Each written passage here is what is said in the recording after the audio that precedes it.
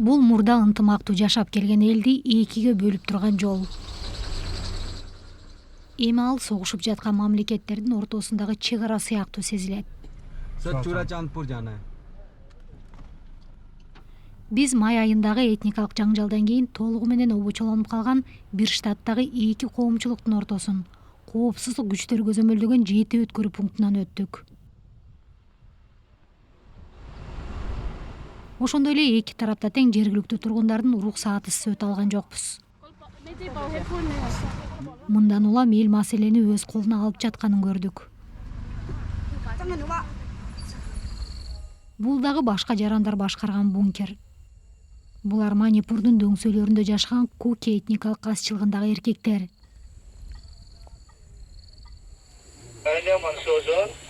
Алардын мылтыктары өрөөндө көпчүлүктү түзгөн каршылаш метейлердин бункерине багытталган.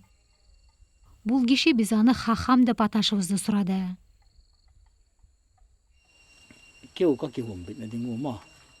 Биз өзүбүздү коргоо үчүн курал алууга аргасызбыз. Зордук зомбулукту каалабайбыз. Бирок коопсуздук күчтөрү бизди коргой аларына толук ишенбейбиз.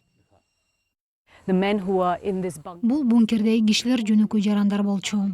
Алар дыйканчылык же дүкөн иштетүү сыяктуу жөнөкөй жумуштарда иштешкен. Азыр согуш учурундагыдай сөздөрдү угасыз. Мисалы, бул фронт талаас экенин, андан нары буфердик зона же нейтралдуу аймак экенин айтышты. Абал абдан чыңалгандай. Кичине эле бир нерсе болуп кетсе, ал тез эле жарыла турчудай сезилип жатат. Жаңжал 4 ай мурун тутанган. Ал билим берүү жана жумуш орундары, жер укугу жана саясий бийликтеги квоталардын тегерегиндеги тирешүүлөрдөн келип чыккан. Бирок кармаштын масштабы күтүүсүз болду. Жаңжалдын алгачкы күндөрүндө набыт кеткендердин басымдуу бөлүгү куки азчылыгынан болгон. Алар дагы деле баардык курмандыктардын 3төн 2 бөлүгүн түзөт. Зордук зомбулуктар болду. Бул видеодон 2 кукилик аял жылаңач басып өткөнүн көрүүгө болот. Алардын бири окуя болгон жердеги топ тарабынан зордукталган деп болжолдонууда. Анын атасы менен агасын өлтүрүп кетишкен. Биз анын апасы менен сүйлөштүк. Индиянын мыйзамдарына ылайык үй бүлөнү ачыктоо мүмкүн эмес. Жолдошумдун колдору бычакталган. 19 жаштагы баламды мыкаачылык менен сабашкан. Кызыма кордук көрсөтүшкөн. Ал видеону көргөндө өлгүм келет.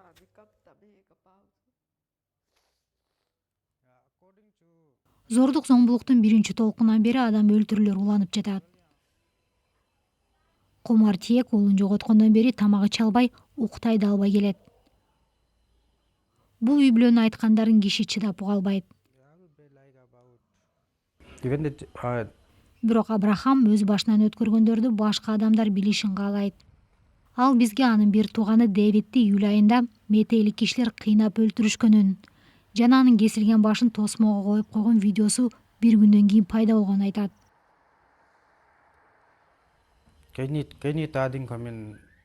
Бул өтө оор. Мен анын сүрөттөрүн телефонумда да сактабайм. Анткени аларды көргөндө кыйналам.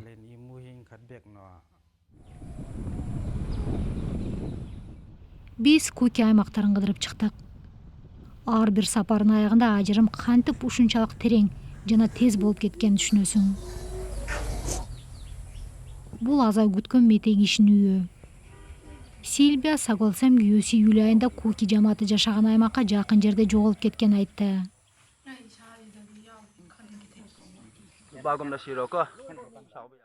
Бир күндөн кийин анын бети канга боелуп, жерге чөгөлөп жаткан видеосу чыккан.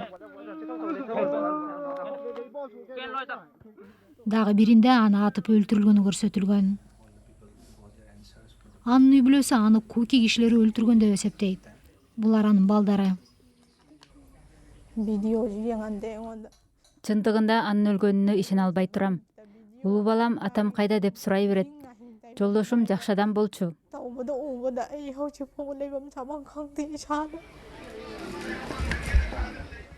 10 миңдеген адамдар жер которуп үйлөрүнө кайтуудан коркуп турушат. Азырынча эки тараптын ортосунда диалог жок.